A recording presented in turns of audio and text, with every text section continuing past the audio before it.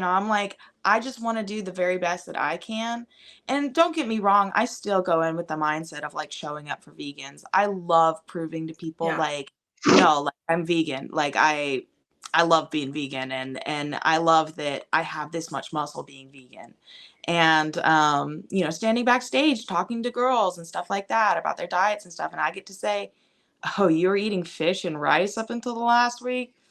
I had my protein bagel this morning. It was delicious." Like stuff like that, Yeah. where it's like you're just in a completely different world, and the vegan part helps. But the whole mindset, yeah, it's been a big thing for me this year too, of like, I don't need to win. I just need to do my best. Well, welcome back, everyone. This is how we do it, unscripted as hell. Vegans Who Lift podcast brought to you by your favorite vegans. We have Brooke Sellers, aka Miss Meatless Muscle, of course, myself, John Thomas, aka the Bodybuilding Vegan. We have on a super special guest for you guys today. We got on Kaitlin, aka Buff Vegan Barbie. Is that Yep. Buff okay? Vegan All right, Barbie. I'm learning as we go, but yes, super excited to have you on. Brooke, you know her better than I do, so I'll let you give a little bit more of an introduction. Yeah, we are super excited to have Kaitlin on. Kaitlin is a NPC competitor. She competes in bikini, and she is vegan. So she's representing vegans in the sport of bodybuilding, and she's a mom. So if you guys think it's hard to get your workouts in and meal prep, being a mom, imagine adding competitive bodybuilding on top of that. All the posing, all the cardio, and she's also a coach. So she trains mostly in person right now, but she is transitioning to online through our Vegans Who Lift Coaching Academy. So yeah, what's up, Kaitlin? How are you doing? I'm good. I'm just, living the dream. Had a client this morning and at like 8 a.m. and came home and got ready for this. So super excited. Yay. We're so Where are excited to have you? you. Where are you based out of? So I live in Mississippi right now. And I kind of travel some as I can. Like my mom lives over in New Mexico. So I do a lot of travel between Mississippi and New Mexico, like through Texas. So I've kind of checked out Texas a lot. We check out Tennessee a lot too, because my fiance has a lot of work up there. So kind of all around the South. I was gonna say the Nice. accent kind of gives it away a little bit. Yeah, And yeah. what's crazy is I used to not have an accent, and like moving here, it's like, "Hey y'all, how you doing?" Like I've gotten so ingrained. So how is it being vegan in Mississippi? Is it easy? So I'll say in the past year, it's about 10 times easier than it was 3 years ago. Products in stores have absolutely blown up. Products online have absolutely blown up. I mean, I'm sure you guys have the same experience. But it's probably, I would imagine you guys live in a little bit more progressive areas. There's one restaurant I can go to that's vegan, and it's called Oops All Vegan. It's like fast food. It's actually really good, but it's the only vegan restaurant here. Wow. And I mean, you can go and get like a smoothie or something, and they might have like a vegan protein powder or something. But honestly, I've gotten to the point, and with competing too, where going out to eat is not something I really enjoy, because it's just too stressful. I'm allergic to dairy and eggs too, and so like if I get dairy and eggs on accident, I'm sick. Like they basically poisoned me. So like and it happens a lot.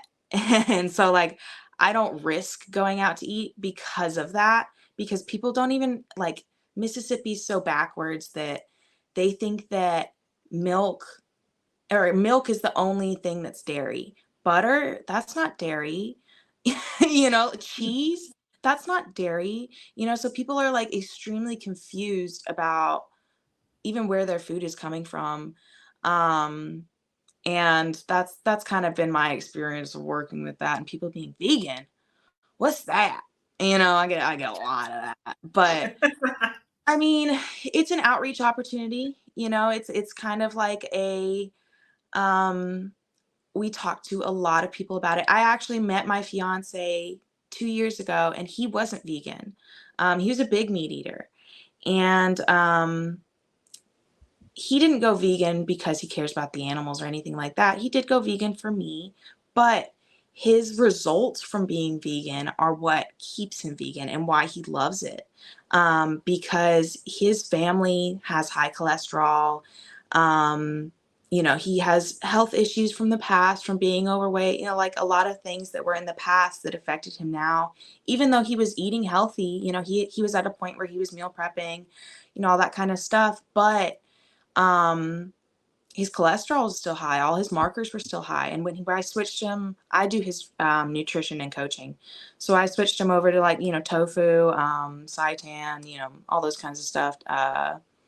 We actually just started Say Grace, and I really like it. We were doing Anthony's before that, but we're doing the Say Grace now, and he likes that a lot. We kind of like switching things up because he does strict meal planning where he cooks on Sunday, eats the same thing through the whole week. I don't. I do macro tracking. I cook like my bagels and my lupini bean rolls, and that's pretty much it. Everything else I'm making like on that day because I can't sometimes in prep I can eat container food, but for months on end I cannot eat container food. I just can't. Yeah, that's a But whole he nother does. level of He's a suffering. trooper. He is an absolute trooper because he works full time. Doesn't have time to make his own food.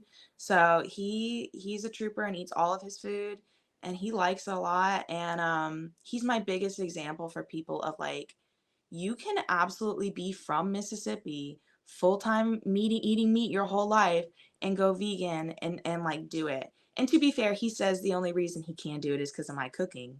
But that's the thing, is it's just about cooking. It's literally about ingredients, seasoning, boom, that's it. That's I love amazing. that. Yeah. Sorry, that was I think you hit the nail on the head. Like, you are in an area where there are very few vegans. Significant other was not vegan, and look at the impact that you've had. Like, now too, I think this is something that the three of us get to do that's a little bit unique. When somebody in your area or in your region thinks of vegan, they're going to think of you.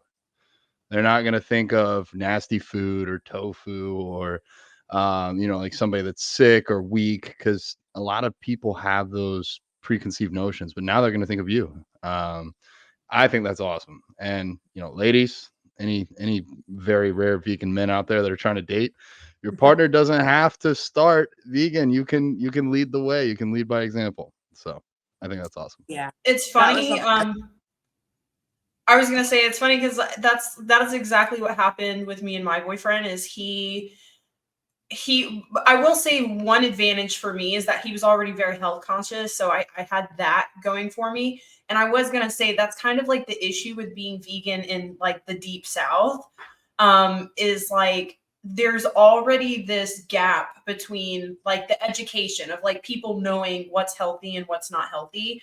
Like I just feel like people have just differing concepts of like how to eat healthy, and then you add vegan on top of that, and it's like people just don't understand. Like my grandparents were from rural Georgia, like it was LaGrange, Georgia. It's like middle of nowhere. Like it's like literally if you heard them talk, like it's English, but you'd be like, what did you say? Like that's how country they are. And like they just would never understand. Like they'd be like it'd be Christmas, but like, God, do you have to eat vegan on Christmas? Like, can you just eat whatever everybody else is eating? And I'm like, guys, it doesn't work like that. Like, it's not like, oh, it's Christmas, so I'm going to eat whatever. So they just don't understand. So you have that like gap between like people just knowing like what's healthy. And then also, because I feel like when I lived in Florida, I lived in West Palm Beach, and people were more health conscious there. So like, even though everybody wasn't vegan, they did make healthier choices. Like there was like more like smoothie bars, like in like those kind of health food kind of places. So veganism was much more accepted. Like people at least got it. Like even if they weren't vegan, like they're like, I get it. Like I get it. You're trying to be healthier. You're trying to reduce your fat. Like, but it's just not for me. But like in the South, it's like, the fuck? What are you doing? But yeah, it's funny. So my boyfriend, I met him, and he was very health conscious, but he like didn't really understand the whole vegan thing. But he was curious after trying my food, and he was like, wow, like this is actually a lot easier than I thought it would be. And he didn't go vegan for the animals at all. He went vegan for me. I told him that I would love him forever if he went vegan. So he went vegan. And he absolutely loves it. And like you, it was like the results, they speak for themselves. Like, you know, and that's the thing. It's like people have all these misconceptions. And if they just tried it and tried it the right way with guidance, like from one of us, they would be amazed at the results they could get. Oh yeah. No, our first date was a hike, and I agree with you. It's like you have to find someone who's already health conscious.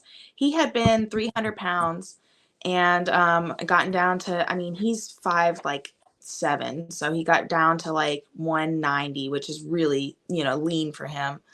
Um and So he met me at about 190 and we went on a hike. We were both health conscious, but I mean, we went to a Mediterranean restaurant, which is, as you guys probably know, one of the few places we can't eat, where you get falafel and it doesn't have protein, but it's fine.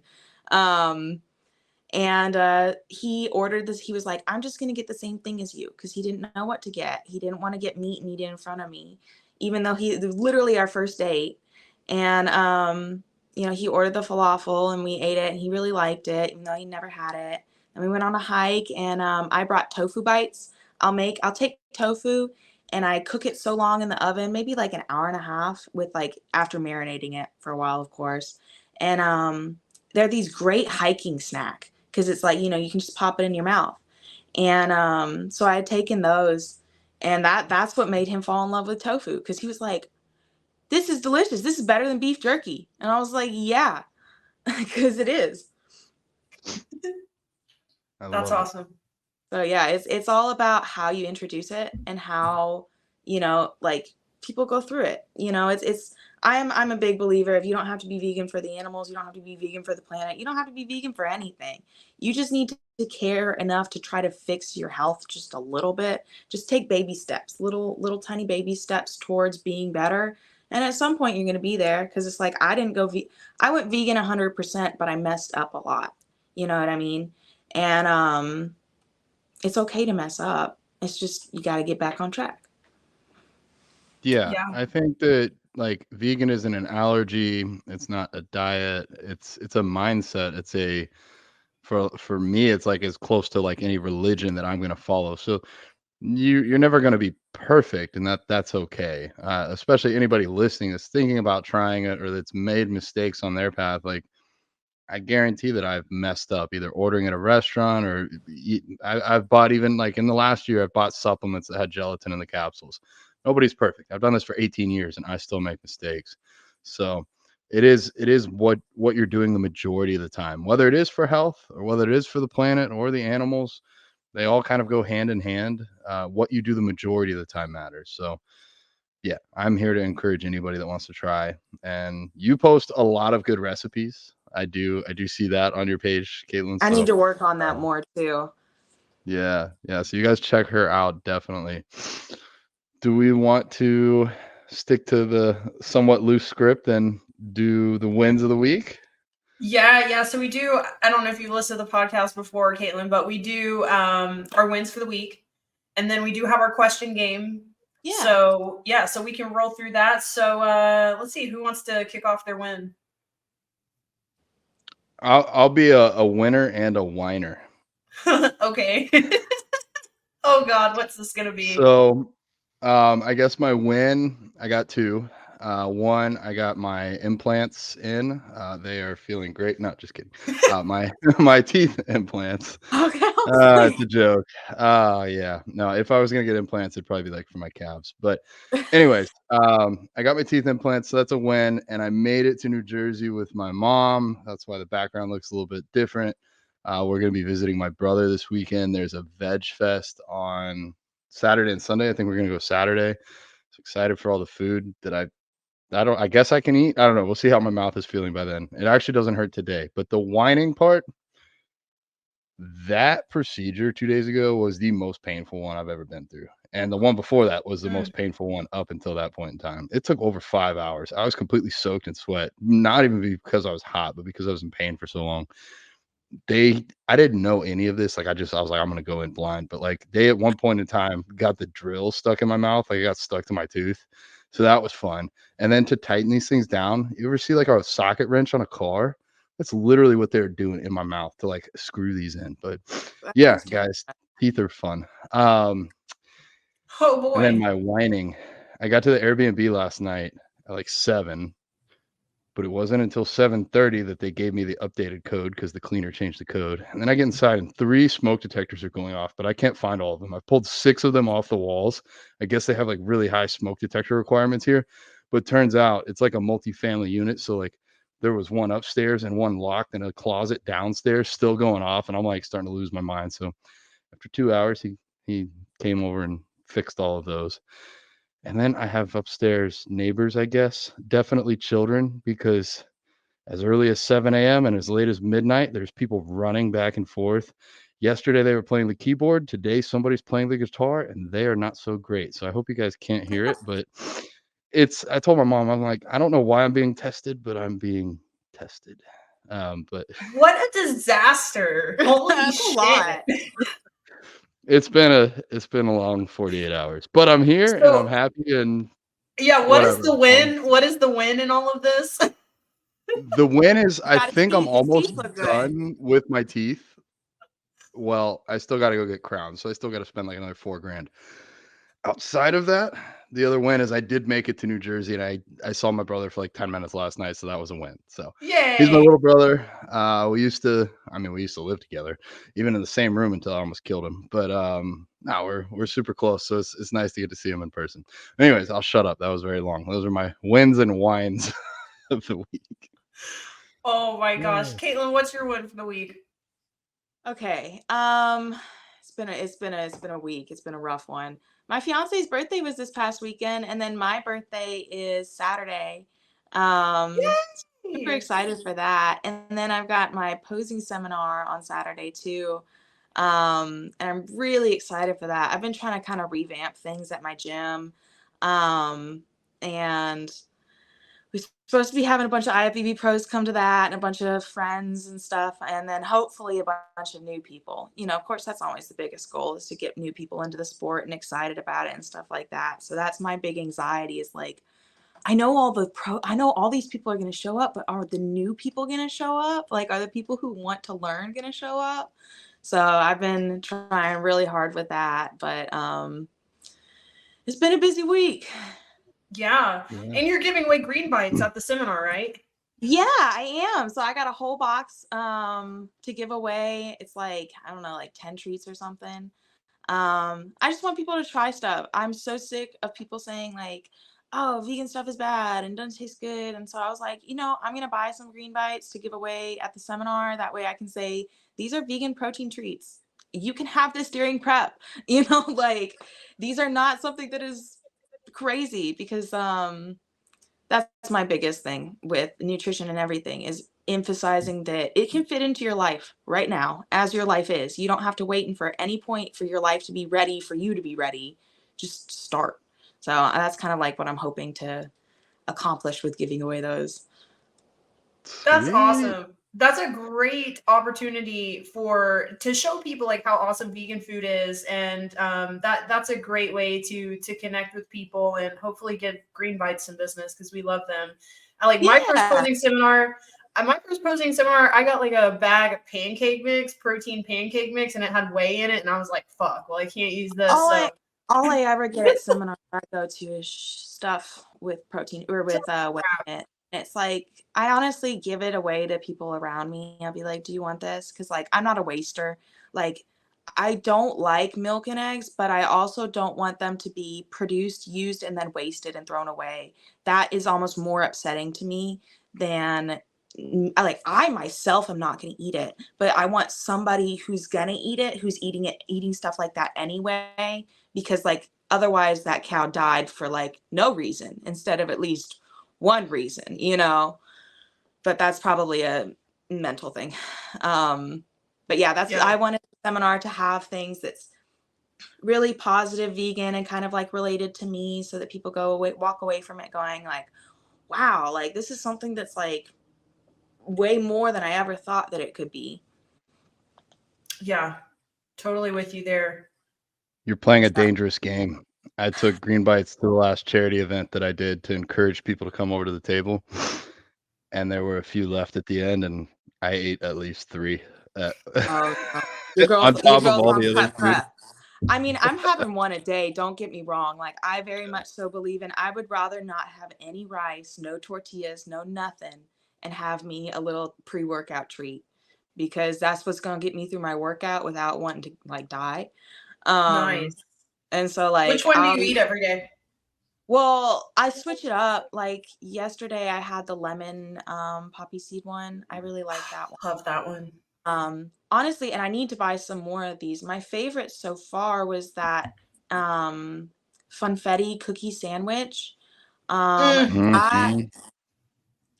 I that would be dangerous to keep a lot of those. Thankfully, they only send me one or two of those in a box. So it's like I don't Oh. get a lot of opportunity with that. But cookies are my thing. Like brownies are like, oh yeah, they're good, but like cookies, we can't keep boxes of cookies in the house on prep. They don't stay. I make my cream of rice bowl, and then I'll put the green bite on top, and I'll microwave it for like another 30 seconds, and then kind of crush it all up in there. Everybody thinks I'm weird, but I'm cold. I like things cold. So I eat my brownies cold and my cookies cold and stuff like that because it tastes really good, like right out of the fridge. I don't know. I get the warming it up, but you Oh, have like 10 times more carbs than I do. So like that's not even a there. possibility. When I'm eating my green bites growth treat, I'm like, okay, what protein source am I having with this?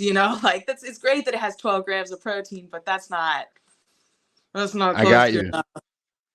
Make like a protein pudding, or even like if you have a Ninja Creamy or a blender, like make it like a really thick, like smoothie. Then take the green bite, crumble it up on top, throw it in the freezer for half an hour, and then it's That's really good. awesome. That's Oh I want to shit. get. I mean, the creamy, and I'm gonna try that with like the little cookie sandwich or something like that. Oh my, Yeah. we're gonna try it. I'm Someone showed me, John, you know this, I forget his name. It's like 614 vegan powerlifter. Josh, yeah. Josh. Yeah. Okay, so he's like kind of does the same thing. He makes like a protein pudding, but he makes it like icing. So he makes it Yeah. out of protein powder and then he puts that on the green bite, and that is solid. That is so good. Yeah. I feel like I sounds think good. my favorite one, it is, yeah, it is really good. I think my favorite one would probably be, I love the cookie sandwiches. I'm a sucker for the cookie Mhm. sandwiches. So What's your good. favorite, John? I think the ube cookie sandwich is probably Yeah. my favorite cookie. I do like the cinnamon rolls. I'm not gonna lie. The cinnamon rolls are pretty solid as well. Um, and then for the protein bites, probably the unicorn funfetti one. That's like my Mm-hmm. my favorite one. Yeah. So if anybody's like, ooh, green bites, I know Brooke and I both have links for them in our bios. Check them out. They're based out of Naples. I might actually go there in like 2 weeks. I'm going to be in Miami with Sean, and so I said I want to stop by and see. I mean, I know Gian. I've met him in person a few times. He's pretty cool. He's a little out there. He's a little crazy. I'll give him that. But I think you got to be a little crazy to run your own business. Yeah. All right, so well, I'll wrap up my win and then we can do the question game. Okay, so I'll do 2 wins. So my first win, lost 3 pounds this week. That was pretty awesome. Wasn't expecting that big of a drop. Yeah, because last week I didn't drop, and then I was like, that sucks. But then this week it all came together. So that was exciting. Very happy about that. I'm feeling really good. My second win, I made some really good buns, like high protein. It's really seitan, but I just changed the recipe a little bit to be more like bread instead of like meaty. What So did they're you? like, Oh, sorry. what did I what? What did you use as your flour? Out of curiosity. Oh, I just used the Vital Wheat Vital gluten. You didn't add any extra flour? Mm-mm. Okay. No, I'll post the recipe, but literally they are just like bread. It is so good. Well, I mean, like considering the macros, like right, it's Considering like that right. It's not gonna be like a delicious sourdough bread, but it's like the closest thing you can get. It only has like 7 grams of carbs. So good. So yeah, stay on the lookout for that recipe. I'll be posting that soon. Yeah, you can yeah, make I it just, with go you ahead. can make it with protein powder if you want to make it like kind of like more of like a sweet dessert. I was just thinking with what Brooke just said though, like imagine like some garlic bread and then you could dip it like in some pasta sauce or something. Like that sounds. Now I'm getting hungry and wish I brought some Vital Wheat gluten on this trip. Yeah, I made them garlic and rosemary, and so good, so good. And I made like a little soup, and I was dipping it in my soup. So good. It's like perfection. I'll be posting it for you guys. That sounds so good. Yeah, I use quinoa flour with my bagels. That's why I was asking, because I've tried No. flours with Vital Wheat gluten to try to get a really good texture, because Vital Wheat gluten is chewy as Chewy. and so I've been trying to really hard to get that texture without the chew, because like that's for me. I hate chewing. That's actually one of the reasons I went vegan, is because I hated chewing meat. Like I hated it. It was annoying. And I like that I don't have to chew my food a lot with vegan food, as weird as that sounds. But seitan and anything like that, you have to chew a ton, and it's so Mm. Yeah. annoying. And I hate it because I hate chewing. The lupini bean rolls definitely makes the seitan like way better. And then the quinoa flour I've found has made it way better, to the point where I don't feel like I have to chew a lot. But yeah, I'm curious to try that recipe, because any way I can make my seitan less chewy, I'm here for it. I still have not tried the lupini bean seitan. I've just Girl, been putting it off forever because it seems or like it's more extra it steps. seems like it's a lot, but the thing is it comes out like, well, and again, this is part of the reason I care about it more, is because of the chewiness. I couldn't handle my regular seitan recipe because of the chewiness, and because of like it just felt annoying. The lupini beans, it just makes the texture better. And that's really the only reason why I've been consistent with doing it. I buy a box of 6 from Amazon of the Flora lupini beans. And then like it's in my pantry, and then there's almost no excuse to not use them. Um, and I just put them in my little high power blender real quick, and then mix everything up. It is one extra step, but like I said, for me, it's worth it. If you care about that texture aspect, then I'd say it's worth it. Um, but that's really the only difference.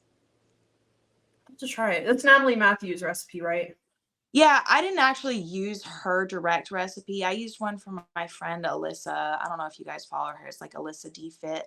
But I think she changed Natalie's original recipe. So that's like a Okay. hand down from her. But basically, yeah. Small world.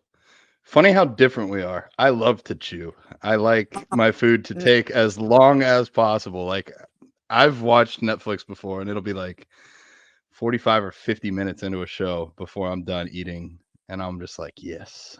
But I don't know. Maybe that's my own prep brain. Yeah, I don't know. I think it's that my jaw gets tired, and when my jaw gets tired, I want to give up. As weird as that sounds, like I just want to be like swallow it, but I don't want to choke. And honestly, like I don't know. I think it's just a leftover thing uh from when I wasn't vegan, and the whole meat Mhm. thing. And I don't want my food to be like meat. Like I know a lot of people do, I guess, but like I don't want to chew. I like I like my foods, but I like crisp chew. Like I like chewing apples and stuff. It's Okay. just when it's hard to chew, that's when I don't like. You remember the chew of red meats?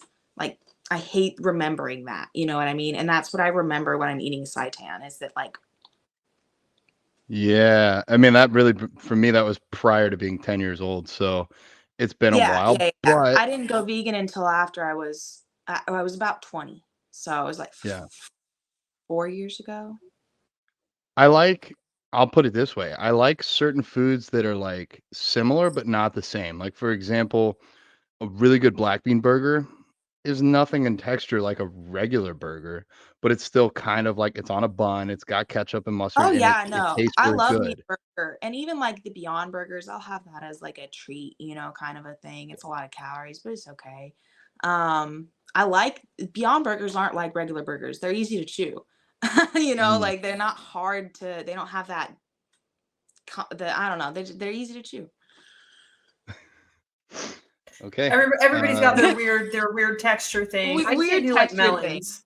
It's all our autism. We just got a little touch of tism up here. Bring Giacomo back on. Let him join the chat. All right, are we man. ready for our question? Very ready. Yes, All right, ma'am. let's see what we got today. I did it on post-it notes and they're all a little bit stuck together. Okay, let's see what this one is. Ooh, this is a good one. I'm excited to hear what you guys have to say. If you were on death row, what would your last meal be? Whew. Okay. Wow. Ooh. My brain is going in so many different directions. I was like, if I'm on death row, do I really care I was about just one gonna more say, meal? is But there a volume limit? Because I'm a volume eater. I like large amounts of food. So like one meal isn't just one food, it's like 20 foods. Yeah, I mean that's what they do on death row. Have you ever seen like the orders of people? It'll be crazy. It'll be like a bucket of Popeye's chicken, a boiled potato, like all kinds of stuff. I want a Okay. petition to make those meals vegan going forward. Nobody else needs to die You're before not you allowed do. to kill anybody before you die. Yeah. Yeah. Agree. That's a tough one for me. Man, I know what it is. I've narrowed it down to two. It would Okay, go either for be pizza or pancakes. It's got to be one of those two it. You would for pick me. one or the other though? You wouldn't pick both? Well, are we allowed to pick both? Because if we're allowed to That's what I pick was just both, saying. Is because I literally Yeah. could not pick one. yeah, I would start with the pancakes and finish with the pizza. You start with the sweet, finish with the savory. That's probably what I would do. Mine's gonna be so similar. I would probably do pizza and cake. Yeah. Can y'all tell I used to be a fat kid? Yeah, See, that yeah, I I'm like, just we need a bag of chips, a box, like a thing of cookies, probably like a whole thing of Green Bites Go cookies. And I'm like, I agree with the sweet and savory. Honestly, I really like vegan chicken nuggets. So like some Ooh, vegan yeah. nuggets with some like vegan ranch, that'd be hidden. Um, On a pizza. Oh yes, like a buffalo chicken pizza, buffalo vegan Yeah, chicken with the pizza. ranch to dip in. yeah, so probably I can agree with the pizza. I can agree with the You chicken were nuggets. saying something about how you like your pizza. You might have been saying pepperoni. I can't Oh yeah, recall. yeah. I like my pizza with the pepperoni and like everything like that, so we can get it like nice and greasy with the Mykonos, cheese and all that kind of stuff. I actually have never had a vegan pizza like in person that I liked as much as my own pizza. Because like Hmm. I get the what's it, the Pillsbury like rolls of the pizza crust because I don't want to make my own. That's a lot of work. And Yeah. I'll roll that out and put everything on it, and you can make it so decadent. I mean, you can put so much of your ground beef crumbles and cheese, and to the point where you're eating a pizza slice that's like this tall, and it's Hmm. like a thick crust. I have never had a place make it for me like that in person. They're always Yeah. skimping. Yeah.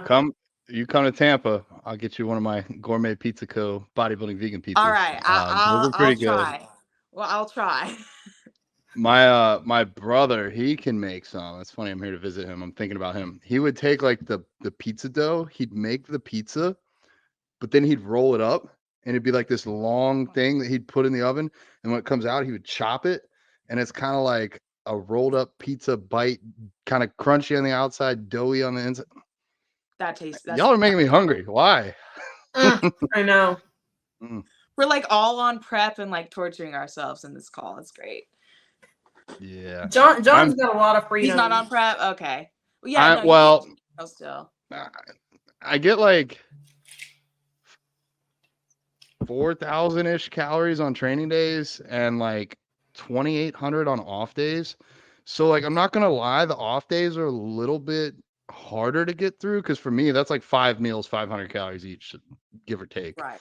Not that much food. I'm like 248 pounds right now. Not that much food for me, but like I can get through it. Like, okay, I got one off day and then I'm back on plan. Food's high again. I'm good to go. But since I got my teeth out or in, whatever this process is, technically I'm not supposed to go to the gym for 2 weeks, but they can laugh all the way to wherever they're going if they think that's going to happen. I'm gonna like get some blood flow bands and go do like some light arms tomorrow or the next day. Like, don't tell the dentist, but I'm gonna do it. But I'm like stuck on 2,800 calories like indefinitely, and so I'm actually starting to get hungry. But I'll live. I got down to as low as like 2,000 during prep, so this isn't even quite near that. But yeah, Mm. yeah. Well, I hope everyone enjoyed this lighthearted content here, because now we're about to get into some real serious shit. Thank you for reeling us in, Brooke. Talk about food all day. Welcome. You're welcome. Trigger warning, everybody. No, but really, so we did I want to talk. break from thinking about food. Yeah, it's my rest day, so I've got no food today, so I'm like, shit. Let's stop talking about it.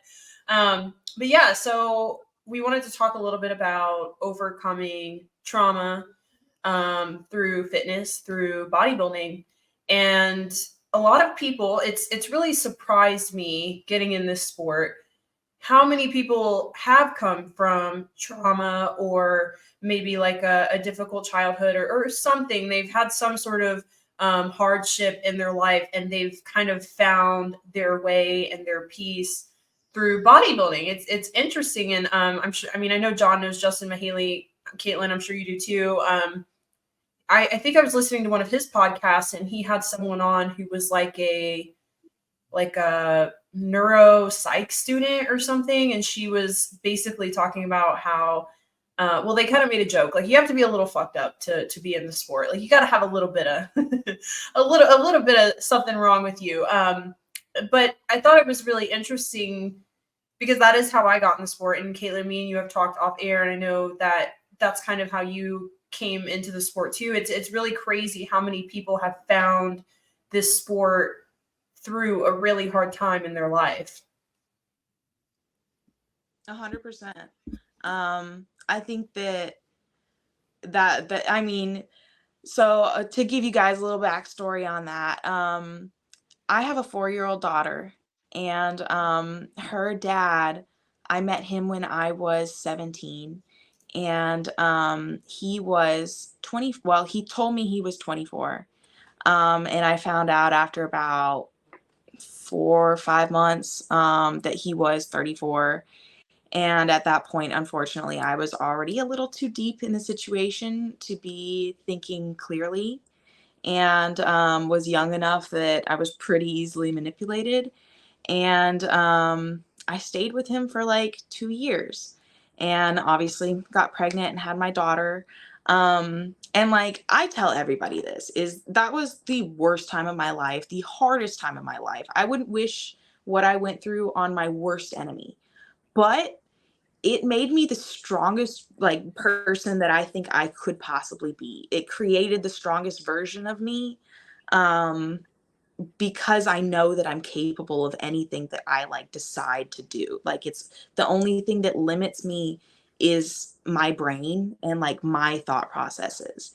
Um, so like, that's kind of been my experience with all of it, is that even though I have a daughter, even though I have, a lot of responsibilities in my life, like a lot of things that I have to do, that's not an excuse or a reason or anything that's going to hold me back from reaching my goals and from doing what I want to do. Um, because like, I kind of was able to reach a point where I'm not going to let people tell me that this isn't possible, that's not possible, or I'm already here, or that I need to stay within these boundaries, because I can create my own boundaries. This is my life. Like, this is nobody else's life but mine. And I'm the one who has to live it. So it's that's to summarize, that's kind of like the trauma leading to, strength kind of a thing. Isn't necessarily like the trauma was a good thing, but it's that you do not let that trauma hold you down. You don't sit there every day and think about all the bad things that happen to you. I honestly almost never think about the bad things, because there's no point. It's not helpful. Like, I did therapy, and I worked through that, and that is helpful in its own regard. And it is there's points where you need to reflect, and you need to be aware of where your mental state was at when you made choices. But then there's also the other aspect of it where it's like you need to move forward. You need to accept that that's the past and that already happened and there's nothing you can do about it. Nothing you do now is going to change that. And the only thing that you can do to make it better is to go live your life. And that's kind of like I think about it now. It's like if he or anyone who hurt me sees how I'm doing now, all they see is that I'm doing great. I'm doing fantastic, because I'm trying and I'm using every single effort that I have in my body to be the best person that I can be. So that's kind of, yeah. Yeah. Thank you for sharing and being a little bit vulnerable and open. How old are you right now? I'm turned 25 on Saturday. So Okay. yeah, it's been she turned 4 in April, and it's been about 5 years that I've been out of that relationship.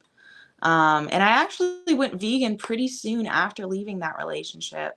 Um, kind of in the whole I'm changing my life kind of thing. Like I'm getting my everything together and I'm going to be the best version of me, sort of a thing. Yeah. I think like one thing that came to mind while you were speaking is like don't waste the trauma. As weird as that might sound to some people, like you did go through something, you just claimed it was the hardest thing you've gone through in your life.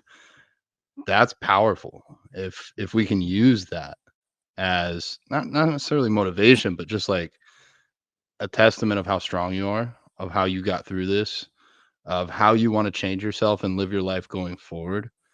I can say in my own journey, there was a point in time where one person made my life so hard that it was the hardest point in my life as well. And granted, I allowed that person to have power over me. I think in your case, even more so, like you're not equipped. You didn't have the tools to deal with an abusive relationship at that time or a controlling relationship at that time. So you can't be too hard on yourself and be like, well, I should have seen all the signs. Like you don't know until you're in it. And only once you go through it can you be like, yeah, I'm not doing that again. Most people, at least. Yeah. Right. But you did go through it and look where you are now. I think No, that's powerful. I totally agree with that, with like not wasting the trauma. Not like it's like you use it. And, like I don't believe in people in the gym fighting the demons, wearing the hoodie and the headphones. Like I don't think that's the best mental health like state to be in. You know, like we've all been there, but that's not the best state to be. But using the trauma as like you said, where it's, you know, I've been through way worse than this. This ain't nothing compared to what I've been through. So kind of like as a marker in our own minds when we are struggling to be like, wait, this isn't the struggle. The struggle was back then. Now is where it's easy. I can power through this, no problem.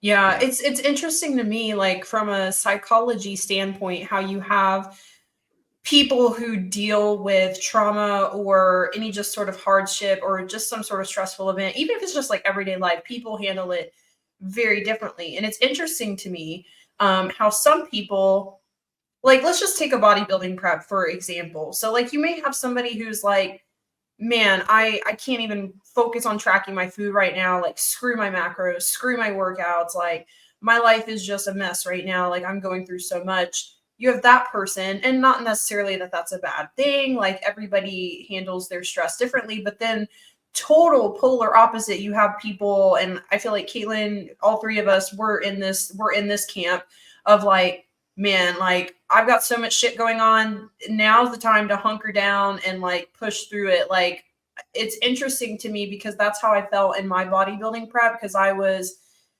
just reeling off a very abusive relationship. I was dating this vegan influencer for a while. And when I came off of that, like I was struggling with a lot, like John was saying, like blaming myself. Why did I stay in it so long? Why didn't I see the signs? Why didn't I listen to the people around me? Why didn't I listen to people who warned me? What is wrong with me? Why would I do that? Like all of those complicated emotions. But at the same time, like I was killing everything, like my food, my cardio, my lifts. I was making new friends. In a way, it was like it just was it was even more important for me to get my life together because I had had it taken away from me. And so I had this like new fire that was like, no, like no one's going to tell me you can't do a bodybuilding prep. You can't hire a male coach. You can't do this. You can't make friends at the gym. Like no one's going to tell me that. Like I'm going to go out and I'm going to live my life the way that I want to. And I'm going to get my life back. And so it was like, it's interesting because in another world, I could have just totally shut down and not wanted to do anything, not wanted to talk to anybody, not want to continue coaching and being online and having a presence online. And I mean, forget a bodybuilding prep and all that entails, but for some reason, it was even more motivating for me to stay true to that goal and to like have that support for myself because I didn't have any other support.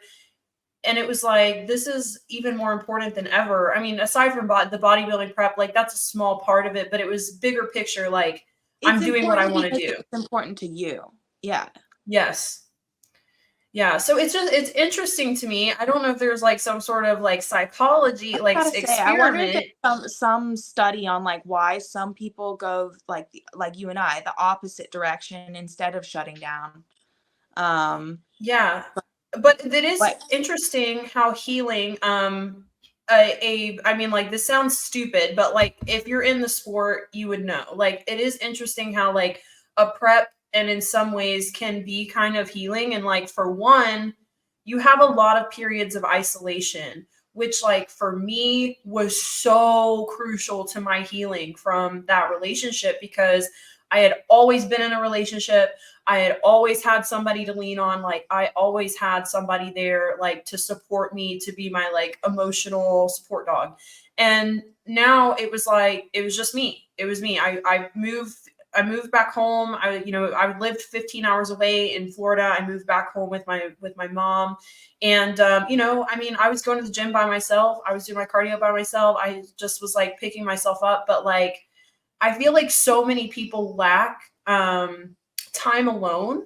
And the benefit of time alone, I feel like, is you're forced to deal with your thoughts. And like, so yes, you're on a cardio machine, you're distracting yourself a little bit, but like by how much? Your brain still kind of goes off and you still kind of think about some things and, maybe some things pop in your head. You're forced to confront those things and deal with those things when you're alone. You're not leaning on somebody to make you feel better. So I feel like processing all of that is really, really helpful. And especially for people who haven't been alone, like that was really important for me to finally have a period where I wasn't in a relationship. So that is kind of one benefit I do see as like in bodybuilding or like just fitness in general is like you have periods where you're alone. You're not going out on the weekends. You're not getting drunk. You're not partying because you can't. Your goals are important. So I feel like that time alone can be very healing. I hadn't even considered it. Like now that you mention it, I'm kind of reflecting back on my previous preps. Like, yeah, you're going to be alone a lot. Even if you don't really want to be. I mean, like when you get up at 6 a.m. to go do cardio, probably not having somebody join you for that. When you go back to train at night, you might have a training partner, you might not, but you're going to be eating all your own meals for 20 weeks.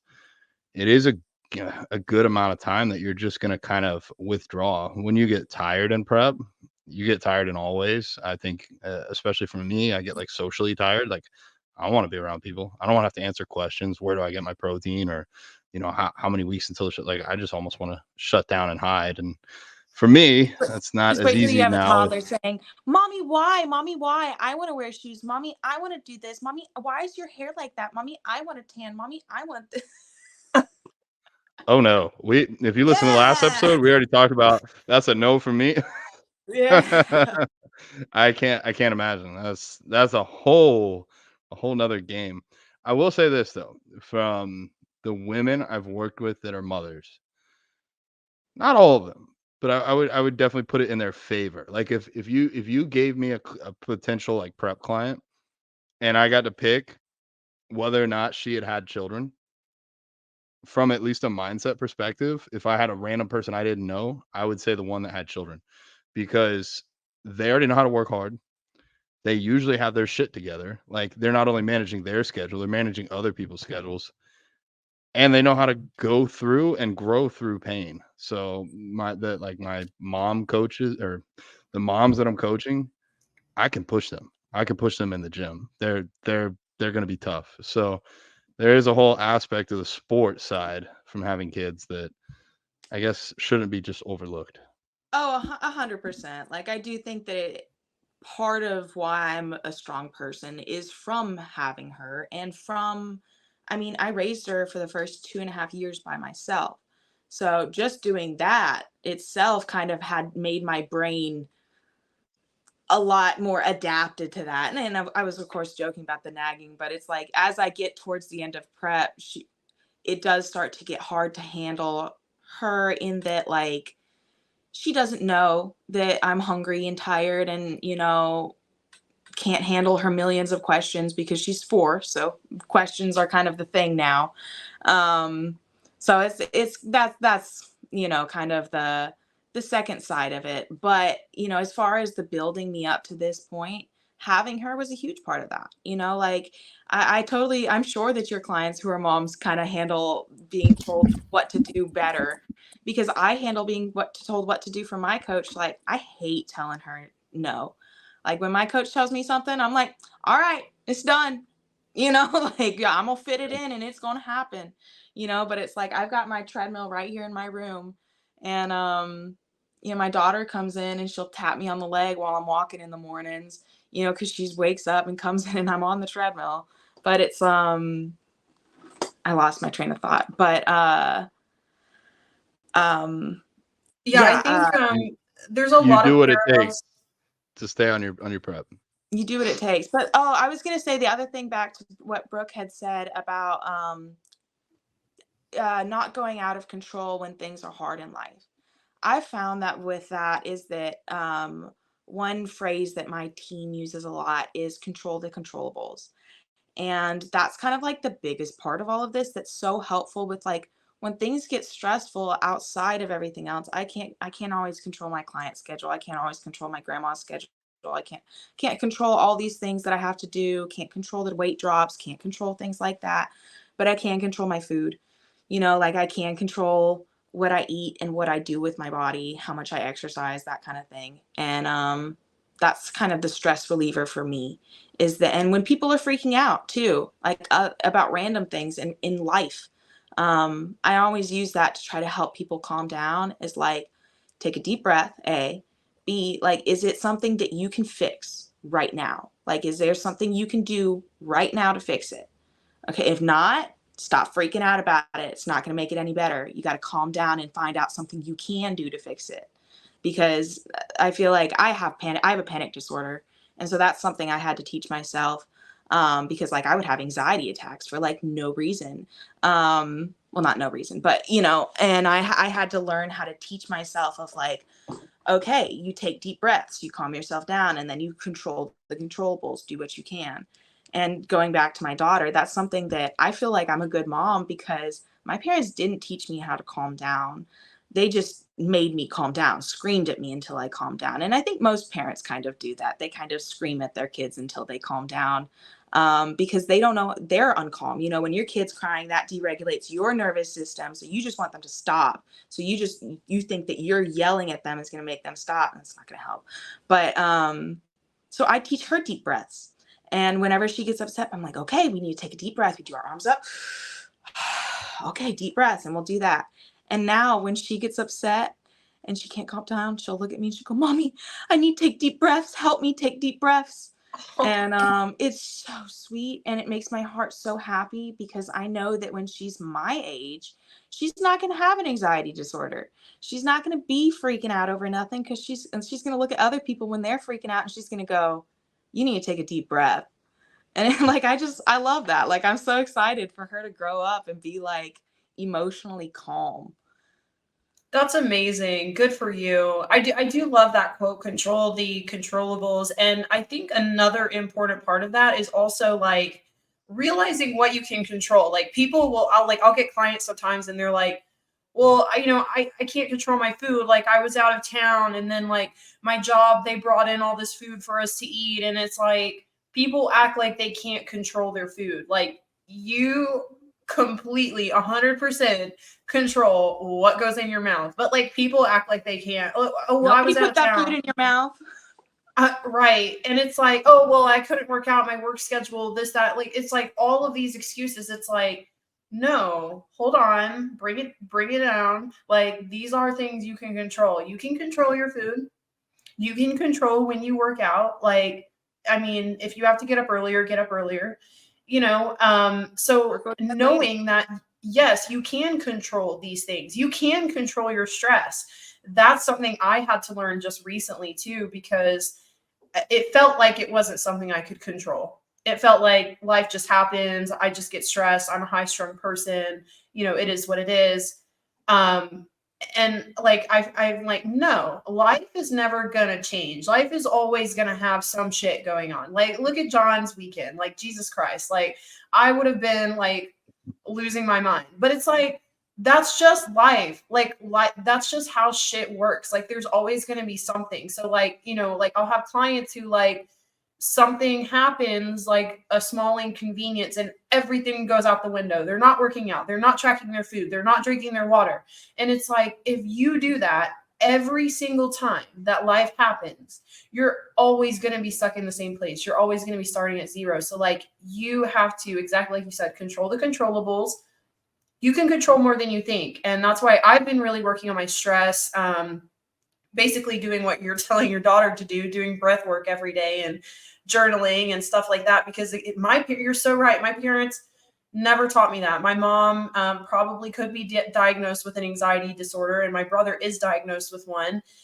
So it just seemed like, oh, it just runs in our family. But again, it's like, oh, obesity runs in our family. Is that an excuse to be obese? No. So that's not an excuse for me to be anxious and high stress. And here I've already had gut issues. I've already had like thyroid issues, and I could probably tie all of that to high stress, coming off of an abusive relationship, then a year of physical stress and competing. And it's like cortisol wreaks havoc on your body. So to me, I'm like, no, this doesn't have to be my life. It's a long road. It's going to take me a while to reset my nervous system, but it's consistency. And so that's something I've really been working on. That's awesome. I think for me, a big mental shift, similar mind of Brooke, actually taking a lot of inspiration from Brooke. I used to, in my past when I was younger, try to control everything, not just the controllables, but I try to control everything. And I thought if I planned the best and thought things through the best, I could pretty much control everything. And that turned out to be very much not true. Almost just like yesterday with Airbnb. Like, didn't matter that I was there on time. I wasn't getting in. And so it's how can you shift and refocus when things don't go your way? And how can you be creative? Like I try to view things almost as like a puzzle or a game. Like when this happens, how can we get creative enough to fix it? Like the other day I was trying to train. When I was going to go to Orlando. It's only supposed to be about an hour and a half drive, but with traffic, it was going to be like almost 3 hours. And I was like, oh no, like I've already eaten my meal. Like I'm supposed to train in under 2 hours. Everything, I have my pre-workout ready. Everything's gonna be off. And then, like, person I was with was like, why don't we just train at a gym that's closer? And I was like, and then finish the drive after. And I was like, that makes so much sense. Let's do that. Like, like I hadn't considered. I was like, man, all right, I could eat another meal and then we'll get to the gym this time. Or I was just trying to like think of every way that could do it. And then it's like sometimes just like that outside thought. So I guess what I'm trying to say is, instead of getting stressed that something's not going to happen the way you planned it, like how could you make it better? Or how could you salvage it at worst? But I don't know. Yeah. Another thing I think with bodybuilding perhaps is like, you're so fixated on a goal too.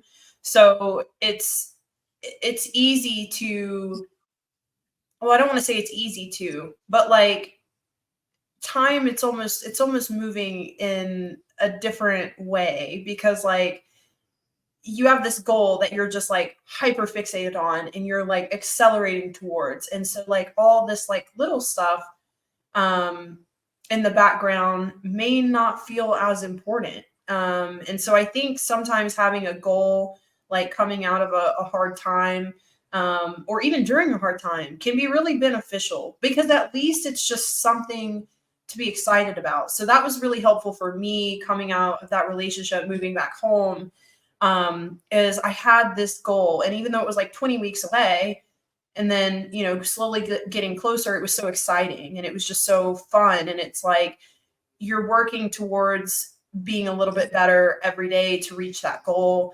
And so like when you're just fixated on that and moving full speed towards that, you know, you're getting better as a person, you're growing as a person. And you also have like the light in the darkness, right? So like even though you're working through like your emotions and trying to get through like a really hard time, you still have something to look forward to, which I think would be really helpful for people. And it doesn't have to be a bodybuilding prep, like anything, you know, like people could, I don't know. I mean, I don't know about really any other extracurricular activities. I'm sure you guys could think of stuff, Like but a like vacation, or a goals that people set vacation. body goals for themselves, and that's Yeah. okay. Yeah. Or like, I don't know, like a fun game or something, like a fun concert with a friend. I don't know, just something like for people to have something to look forward to, I think is really important when going through trauma and like trying to process that. I agree. Having like a kind of a goal, but like a timeline based goal, Yeah. that kind of forces you to actually do what you say you're going to do. Because I'm sure you guys meet a lot of clients like this, but I meet a lot of clients like this who are like, oh, one day I'll do this and I'll be this and I'll do all that, and kind of go on to this little spiel of one day, and oh, but you have this and you have that and blah blah blah and blah blah blah, and it's like, people make it so abstract for themselves. You have to make it concrete. You have to make it personal. You have to make it real. Like, you have to make it so that it's like, no, I, living in my body, I'm going to be going to that concert and I want to look good. I want to take pictures and I want to feel good about it. And there are actionable steps I can take to do that and to be a healthier person, you know? So I'm sure you guys deal with the same thing of like, talking to people about that, but you have to be motivated to do it. There's a level of motivation and a level of dedication. And I believe motivation and dedication kind of play in with each other. Some people say it's all dedication and zero motivation. I don't 100% believe that. I think you have to be motivated for the original goal. I think you have to have your original, like, no, like, I really want that. Like, I really want to do that. That's my motivation. And then you dedicate yourself to that cause. You dedicate yourself to the process that's going to take you to get there, because that's where the dedication comes in. Because no matter what, in that 3 months, that concert, that vacation, the show, wedding, whatever, is still going to be there. And it's, have you dedicated yourself for the past amount of time or not? And that's where I think that I agree on the beneficial of that, but it's that you have to dedicate yourself to whatever is motivating you. Yeah. Like, It's I like think sorry, John, go ahead. I was gonna say it's like a bridge. Like, you start with the motivation, but then you have to have the dedication, and that's what takes you to the goal. Gets you there. Yeah, and that is kind of the benefit with the bodybuilding show. It's like, all right, it's this date. I'm this far out. Like, I'm doing it. But you could do that. And you also go into it knowing people are gonna look at you in a bikini, and you're like, "Ooh, that's real close to naked." Yeah. Oh, yeah. But I do think a vacation, it can be very motivating for some people. Like, and that's something that I really do feel like people should do, after a traumatic event or just going through some shit. I remember my first vacation after all that with my mom was like heaven. It was great. Also, like a 5K, like I know some people are runners, that, I mean, that could be something too, but just something to look forward to. And I don't know if you guys are Harry Potter fans, but like Dumbledore says, even in the darkest of times, happiness can be found if one just remembers to turn on the light. And it's so true. Aw. I love that. I have it all memorized.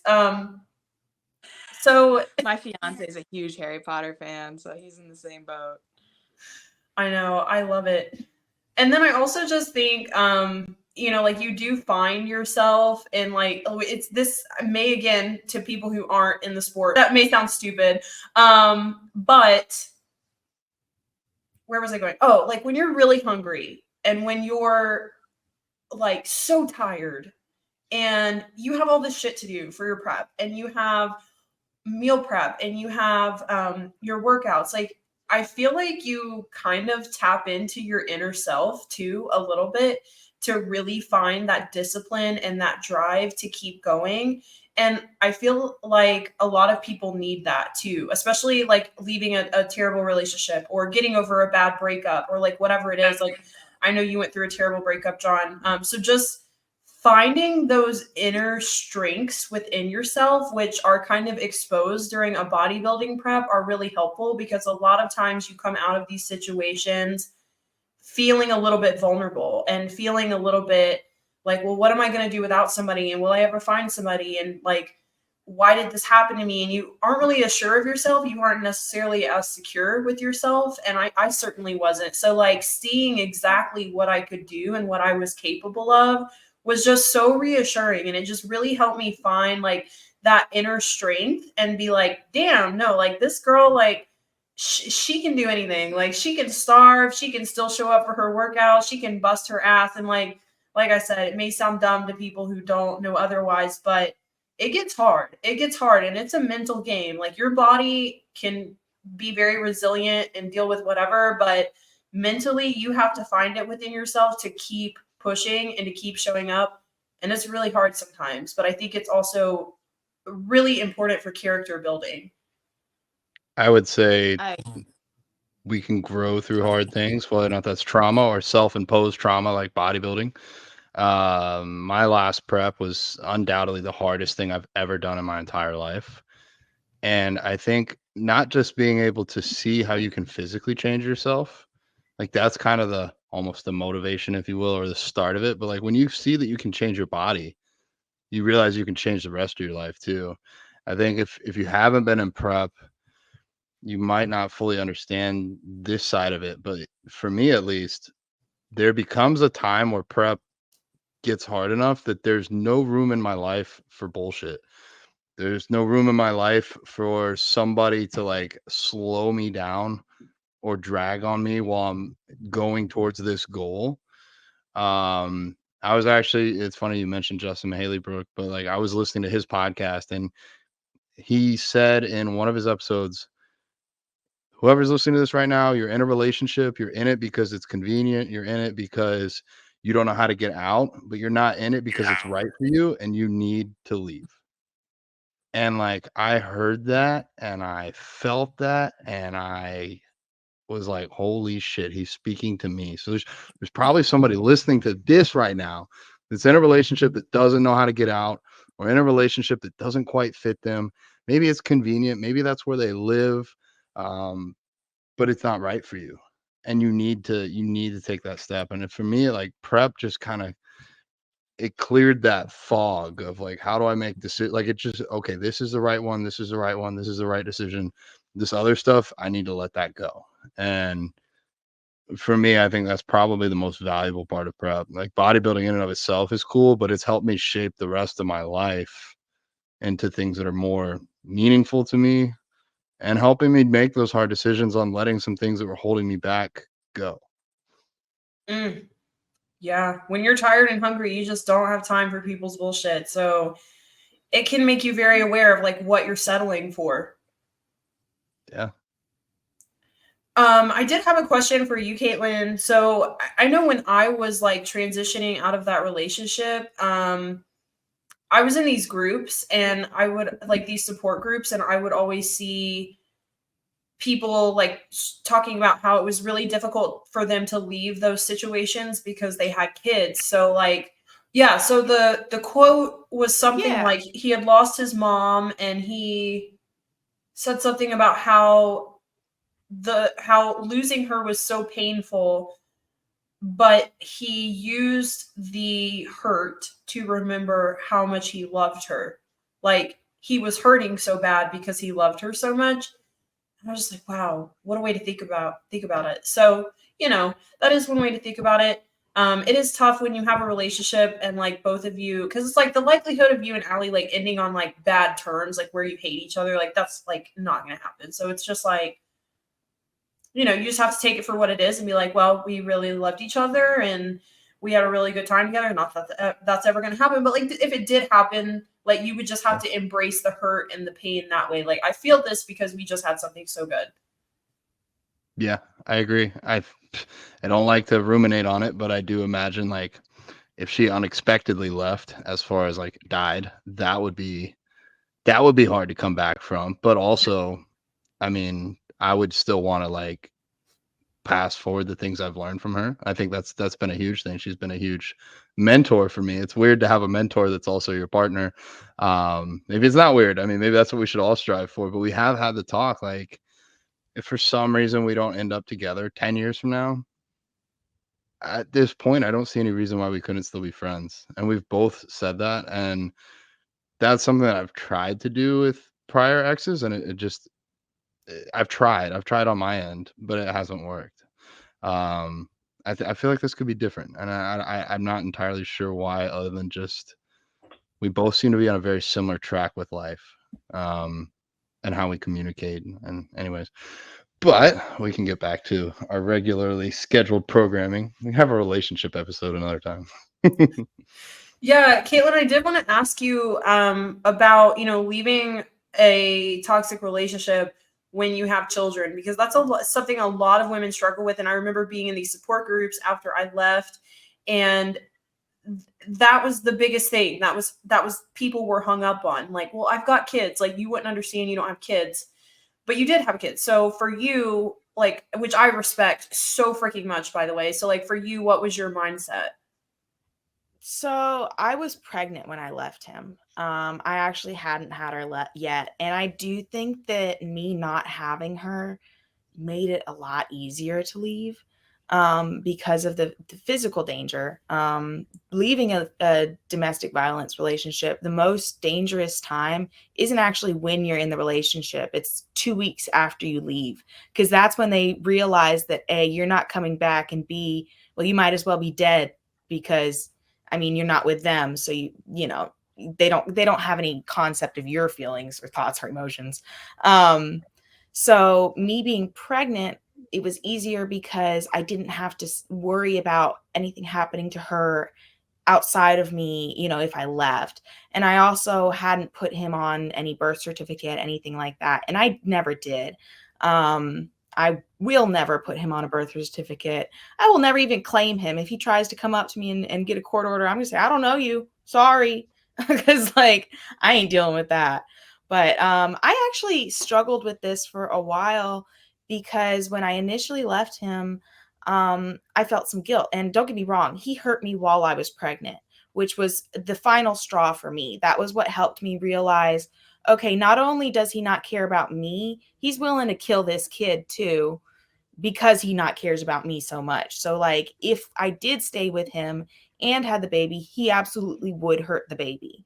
That kind of put that all together in my brain of like, oh, okay, no, no, no, like he's not, no, because for a while I thought that there was a shred of a good person in him, that he had been abused as a kid, and I thought that, you know, it was just issues, and that maybe at some point he could work through them, you know, delusion.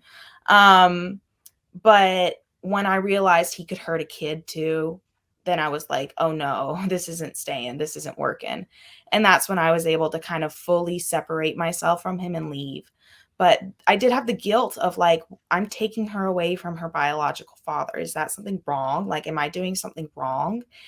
And I did a lot of research on it. And I even went on Reddit and did some, like, you know, anonymous am I the asshole things and stuff like that, because I genuinely could not tell if I was being an asshole. Like, because I'm so like empathetic, I thought, well, I'm keeping his daughter away from him, and like, is that a bad thing to do? Everybody was like, no girl, you keep that baby far away from that man, do not let him hurt her.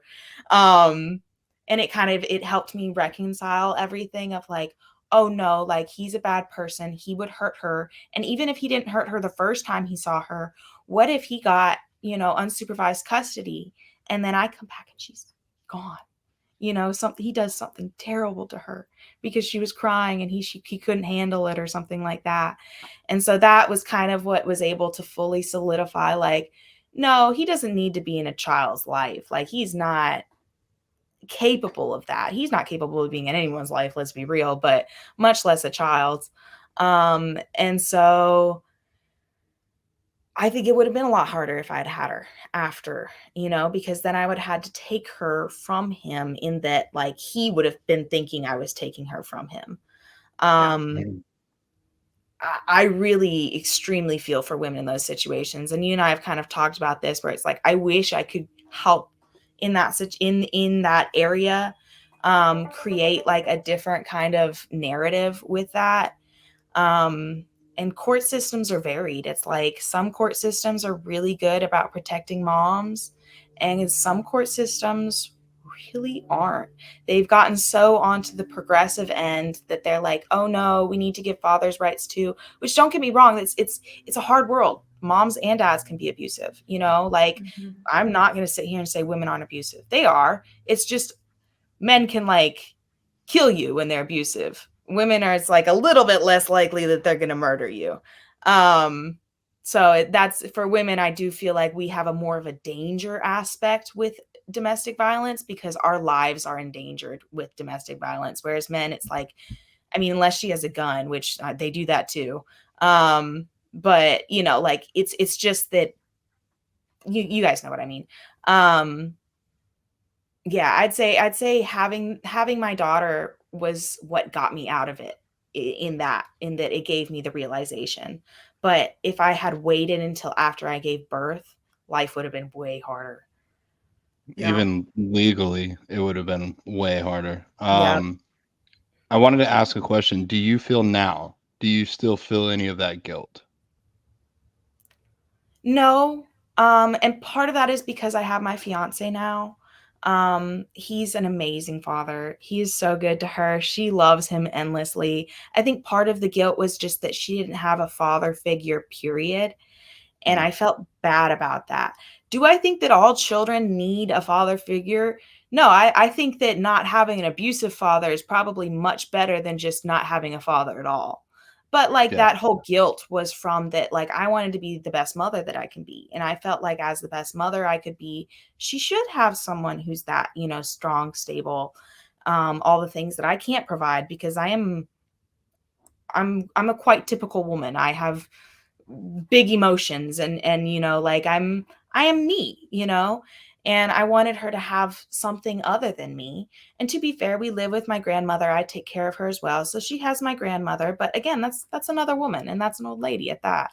Now that she has my fiance, I do feel really good about everything, because he's very good to her. He provides that kind of stability that she needs, and someone who's not me taking care of her, because kids always do this to their primary caretaker, where they kind of push boundaries and cry more and yell more, and they know they're safe, so they'll push boundaries.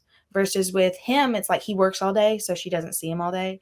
So when she does see him, she is a lot better. She acts better. She, you know, follows rules. She wants to do what she says, because she knows that he's going to go to work again tomorrow. And kids do this with like all parents, where it's like they'll be much better for the person who's not the primary caregiver. And that's what I needed him. I needed somebody who wasn't the primary caregiver, because being primary 100% of the time is exhausting. It was, I mean, the first 2.5 years of her life were absolutely exhausting. I didn't compete until I had him. And I do think that he was a large factor of me being able to compete, because he takes a lot of the pressure of being a mom off. Not necessarily that I don't have to be a mom anymore, but I don't have to be a mom and a dad. So like, I get to just be a mom and still compete and do what I need to do and all that kind of stuff. And of course, he's a dream. So he likes, you know, if we have a Saturday workout and my workout is 2.5 hours and his is an hour, you know, he'll take her home and get her some lunch and, you know, that kind of stuff, where it's like, she would just be hanging out with me for the gym for 2.5, 3 hours. And she does fine with that. You know, she cracks me up, because she's like this little gym girl. at 4 years old. She'll grab, we have little 2-pound dumbbells. She'll grab them and she'll be like, I got muscles. Look at my muscles, and she's the strongest little girl I know because she's grown up in the gym. Oh, It's awesome. You wouldn't believe, like, I mean, she's doing things on the playground other kids who are twice her size can't do. I love it. Hmm. But it all ties into that. It's all about like he and I have such a healthy relationship, and we have built our lives around being healthy, period, that she sees that and she lives that. And she's I have a feeling she's going to be a pretty healthy person because she has the foundation and will never have to like worry about like, oh, how do I work out? Yeah. I have multiple thoughts Go always. ahead. Go. Is your daughter vegan as well? So I'm not perfect. She's not Yeah. 100% vegan. When she's with me, she eats the foods that I make and that kind of stuff. Okay. She goes to daycare. We live in Mississippi. So like she eats what they eat at daycare. And Okay. she does have like a dairy issue. Like when they give her milk, she'll get sick, like vomiting, that kind of stuff, diarrhea. But she can handle like cheese and eggs and stuff like that.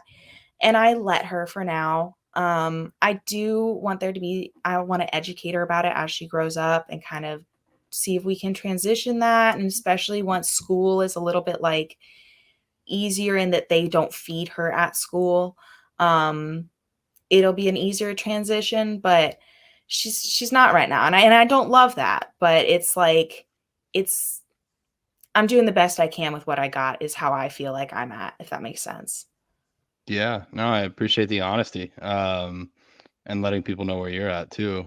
Danny Taylor, we had her on, and with her children, she explained that like at the childcare part, that was one of the harder spots. Like it wasn't, even if she would send food with them, sometimes they would give them food off plan, like milk, things that they were allergic to. And that's the thing is it's like I struggle with the social inclusion part of it is that like I mean they have pizza days where they get pizza. She loves pizza. I love pizza, but they're not going to make a vegan pizza at the daycare.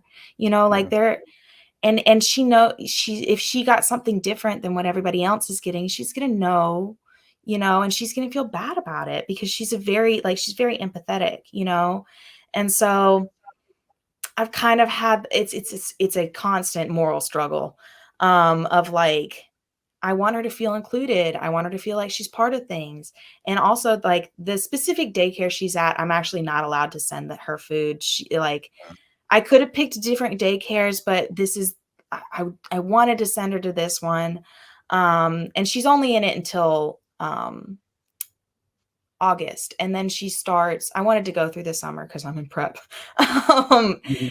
but in August, she starts real school, like regular school, in pre-K for fours, and I'll be sending her food. So like at that point, I'm gonna be able to like I'll send her, food, and she loves vegan food, like she eats all of it. It's just a matter of like when they have when they have extra stuff, whether or not she's going to be able to get that. Yeah. And I'm kind of in the zone of she's going to get it for now until she's at the cognizant level of me being able to explain to her why it's wrong and why we want to make good choices for our food. Because I do feel like the mental functioning part of it's important of like, I don't want her to feel needlessly excluded because at this point she's not going to understand it. She's not going to understand why she can't eat what everybody else is eating. And even if she did, she's going to be at school spouting about, my mommy said that's evil and that's bad. And I don't know if I have the strength to handle that. I fight the milk battle because the milk makes her sick. So she's not getting milk, but everything else is I'm not fighting the battle right now. Yeah. look, Another reason I was for just me gonna to say, I wish more people were I wish more people would realize that, like, you don't have to be perfect. Everything doesn't have to be 100% perfect for you to be vegan. Like, that's not what being vegan is about. Like we said earlier, it's a mentality. And like the sad thing is like there are people who would give you so much shit. Like there's I vegans know. out there who would give you so much shit for Yeah. doing that when you're really just doing the best you can. And that's really about doing the best you can. And like we really need like more veg curious people, flexitarians, vegetarians. Like, let's not make people feel bad about like the one extra mile they're not going to make sure they're like 100% perfect vegan, because it all adds up. And I like know. eventually your daughter's going to be a vegan. So like, you know, I feel like people need to be more accepting of like specifically the vegan community needs to be more accepting of like the imperfect veganism and people just trying to do the best that they can. Absolutely. And honestly, like I feel like I'm making a bigger impact. Like if you think about it, one person going vegan, say, that's going to be one day. You're saying that's one day of them not eating meat. Well, what about 100 people not eating one meal of meat? That's technically saving more. I mean, like it's not good, it's not perfect, but I mean, it's baby steps. And like at the gym with my nutrition clients in person, and I pretty much transition them to where I do their check-ins online and I only see them in person as like a one workout per month kind of a thing. Um, but I have them track all their foods for a week. And then I go in and I edit their foods to make it fit their macros, because pretty much most people are already eating the things that you need to eat. You're just eating too much or the wrong amount, like too much bread and not enough chicken kind of a thing. Um, and so I go in and I edit people's foods, and it's the foods that they're already eating, meats and stuff like that. And sometimes I find opportunities where I see that they're not even getting enough protein sources, period, where I'll add some protein sources. I might add, tofu and give them like a really good tofu bite recipe, or I'll add daring chicken. I love daring chicken, and stuff like that, where I can kind of like slip in some vegan protein sources to people who would never have considered it ever. Wouldn't have even considered even switching, but then they see where I put in a vegan protein source and they're like, oh, I'll go to the grocery store and I'll try it. Kaitlin seems to be pretty smart. Mhm. And that's like, for me, I feel like I'm making at least a little bit of an impact out here in Mississippi, is by, telling people who are worried about their health, because there's a lot of health crises out here. I mean, I think Mississippi's like number one in the country for obesity, if I'm right. If we're not number one, we're number two. We are so up there in obesity. And part of that is because of animal fats, in my opinion. People use butter down here like it is air. And that's kind of like what I'm hoping to introduce to people, is this idea of like how to do things just a little bit differently. And like it's okay that you're not going vegan. You don't have to go vegan to work with me. You just have to be open-minded and willing to change what you eat just little bit by little bit and take baby steps. Baby steps. That's how we do it. Brooke, do we have any more specific questions? I don't think so. Okay. We are close to the time. Kaitlin, I did want to ask, Yeah. like, for somebody that's listening that feels like they're stuck in a relationship that needs to get out, whether it's for a safety reason or not, do you have any advice for somebody in that spot? First, I would say talk to people, like like for me, I went on Reddit, and made like anonymous posts and like read a bunch of anonymous posts. And I think the more situations I read about and the more knowledge I got of like my situation, like understanding his mentality, understanding why he did the things that he did and why I did the things that I did, really understanding the behavior behind everything really helped me kind of realize like this isn't gonna get any better. Because I would always say in my mind, this isn't the person I met. Where is the guy that I met? The guy that I met was so awesome. I loved him, like we fell in love. He never existed. Like he was Mm, pretend. He was a you know, like something he had made up. You know, he was pretending to be that person that wasn't real. Um, and from reading a lot of women's and, you know, men's too, situations over and over, I think there's a Facebook group I joined too, you know, like just a lot of different resources that I found that were really like help in that domestic violence sphere that really gave me that, okay, this isn't, I'm not special. This isn't like he's one in a million. Oh, he did hit me, but he does still love me. Like, no, it's not special.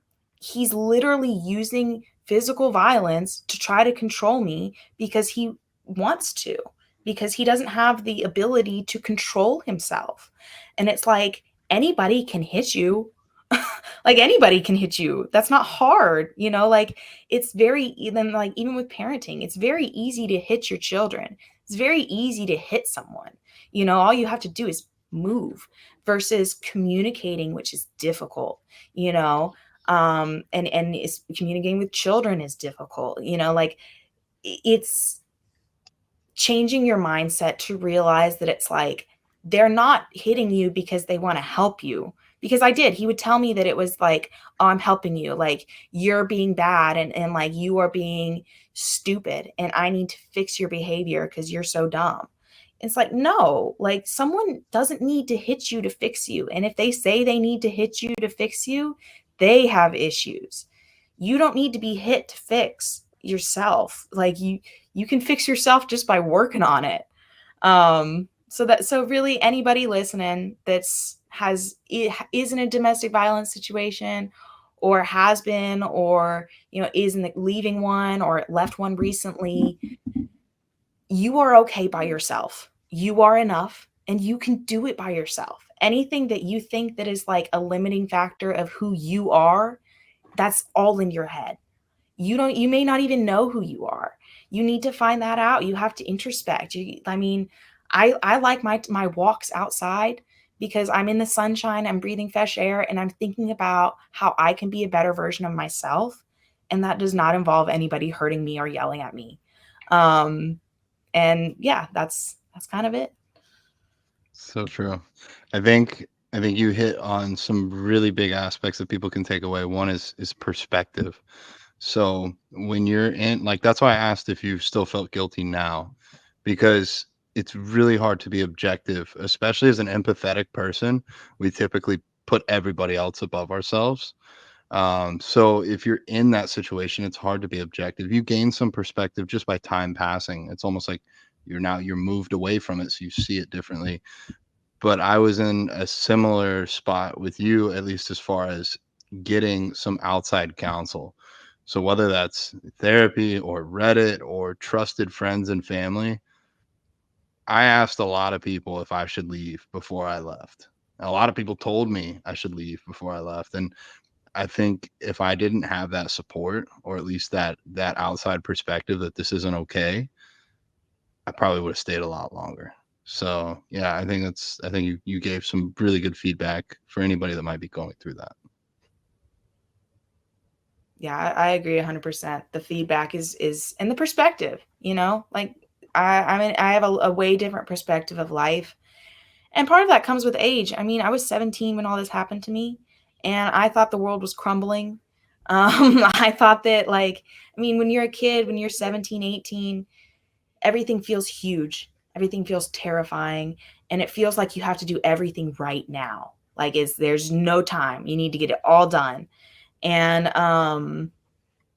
I mean, I'm still young, you know, I'm only 25, but having that perspective of being older is like I have time and I have energy and I have ability and I don't need to stress out about things. I don't need to rush into things.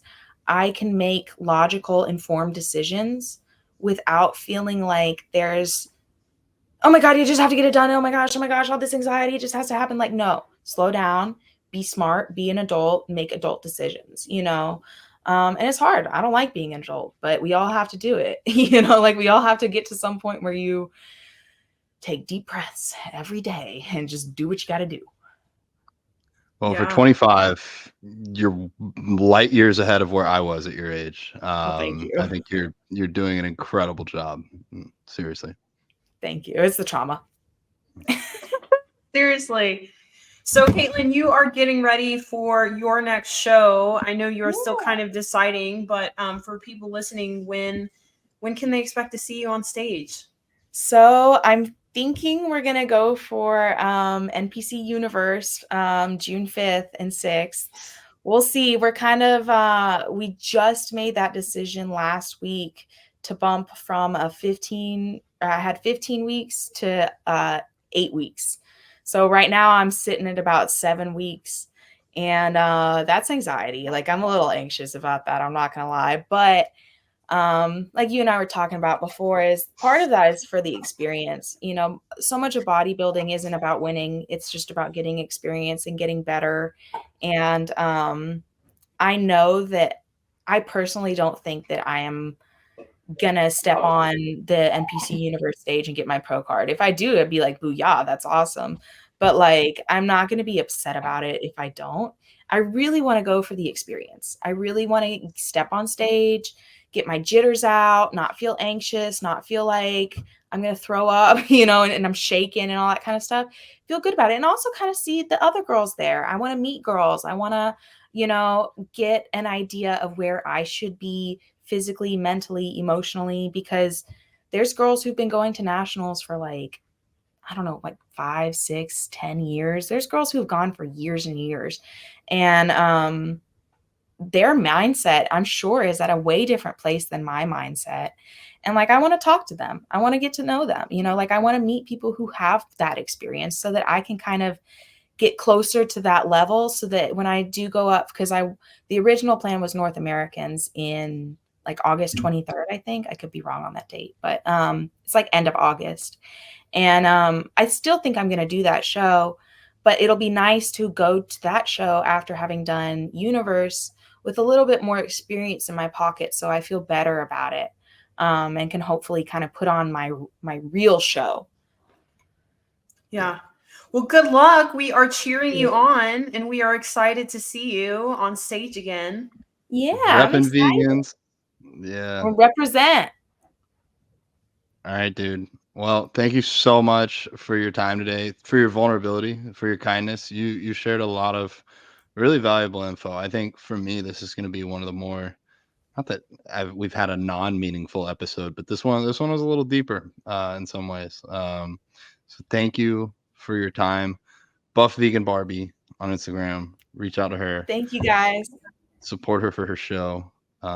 Brooke, you want to take us off?